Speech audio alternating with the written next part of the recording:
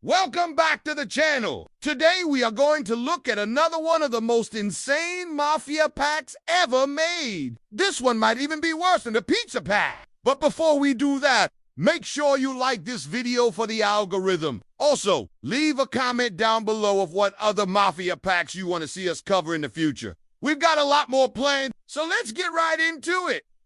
This is the Blood Brothers Mafia Pact. The story behind this all begins with two of the most powerful men in America, Santino Trafficante and Santo Trafficante Jr. The younger Trafficante was kind of a big deal in the early 1900s, especially when it came to the illegal lottery business. He was running a very lucrative operation that he started up in Cuba. This is actually where he met his business partner, Mikey Cohen. They joined forces and brought the lottery racket back to the U.S., where they grew it exponentially. The thing is, it didn't take long for them to run into some trouble. After the Cuban government shut down the lottery in their country, the duo found themselves moving to New York City, where they had to start from scratch. But the results were worth it in no time at all. They controlled the numbers racket in the entire northeast part of the United States. And as you can imagine, there's a ton of money in that. But as they grew their empire, so did the competition. And soon enough, they were at war with another crime family who wanted a piece of their pie. The gang war resulted in dozens of dead bodies and hundreds of thousands of dollars in damages. And it put a huge strain on both Trafficante's leadership. That's why they decided to meet with the rival crime family and put an end to this bloodshed. The meeting took place in 1931 in a private residence, and only 6 people were invited. One of those people was Charles Luciano, a man who would later become the most feared mafioso in American history. The meeting was a success, and the 4 men agreed to form an alliance that would allow them to rule the entire East Coast. It was basically the beginning of a beautiful friendship. However, after the meeting, rumors began to spread about what exactly went down in that house that night. Some say it was just a simple business meeting, while others claimed that there was blood spilled. Well, it turns out the truth is somewhere in the middle. Sure, there wasn't any blood spilled that night, but that doesn't mean things didn't get violent. In fact, it's said that in order to seal their new partnership, the 6 men drew up what would later be known as the Blood Pact. There's 2 versions of this story. In the first version, each of the men pulled out a knife and cut themselves to draw blood. They then dipped a slice of bread into their blood and ate it, sealing the oath with their mouths. The second version of events says that instead of cutting themselves, they each punched each other in the chest. Again, they then sealed their lips by eating the blood-covered bread. Either way, you get the picture. They were literally eating their own blood to solidify this partnership. As you can imagine, stories like this one have led to a lot of conspiracy theories over the years. Some believe that the mafia still does something similar to this day. Others say that this is nothing more than a myth and has never happened. Well, the truth is probably somewhere in the middle. Yes, they most likely did do something like this. But today, it's mostly symbolic.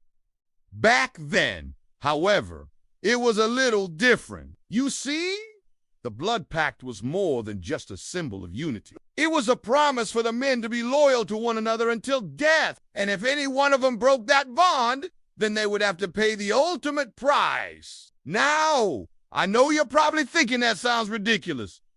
Who actually follows through on such a promise? Well, it turns out that quite a few people do, especially back then. One of the most notable examples was Vito Giannini. In case you don't know much about him, he was one of the most ruthless mobsters of all time. He was known for ordering hits on anyone who disrespected him or his family, but he took his promises even further when he made the Blood Pact with Lucky Luciano. You see, Genovese was the underboss of Luciano's crime family. And when the boss was arrested on charges of prostitution and gambling, he turned on his old friend and made a deal with the authorities. He told them everything he knew about the family and even testified against them in court. Basically, he broke the blood oath. Now, This was a bit different from the story we saw earlier because Genovese did unbreak the oath right away. Instead, he waited until his boss was locked up, and then he betrayed him. Even still, though, he should have known that this would result in a death sentence. Sure enough,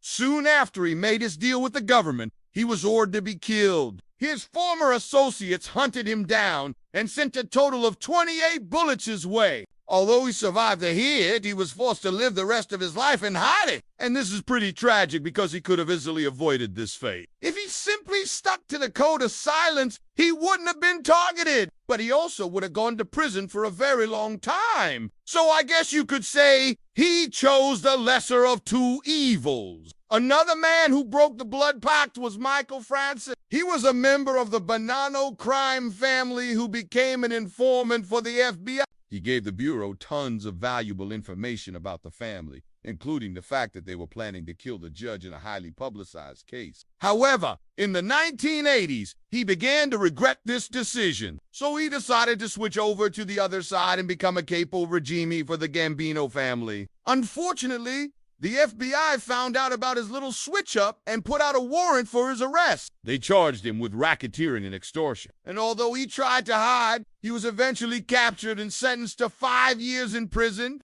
But this wasn't the end of the story. You see, he not only broke the blood pact by becoming an informant, but he also broke it again when he switched families. Both of these actions would typically result in a death sentence. But surprisingly, he managed to live to tell the tale. But that doesn't mean he wasn't punished. After he got out of prison, he was put under the witness protection program and never saw his family again. And to top it all off, he even wrote a book called The Boss and I Now. The reason he was able to survive all this is pretty simple. There weren't any major conflicts between the crime families at the time. But that doesn't mean he was out of the clear. In fact, he was still living in fear until 1997 when he was finally accepted back into his family. That's right. After 16 years in hiding, he was allowed back home. But even still, he knows that he could have been killed at any point during the previous 2 decades. Now, the last example I want to go over is a bit of a stretch. That is because it involves a mafia princess who married into the family rather than being born into it. Her name was Anna Kovaleva, and she married her way into the Bonanno crime family. She didn't know much about the mafia lifestyle, but she quickly picked up on how things worked. After marrying her mobster husband, she learned about the blood pact and knew that she had to do whatever it took to keep it intact. For many years, she was successful, but eventually she was caught in a police sting operation. The cops offered her immunity in exchange for information about her husband and his associates. And shockingly, she agreed. To make matters worse, she also implicated her husband in a murder plot against a rival mobster. And just like that,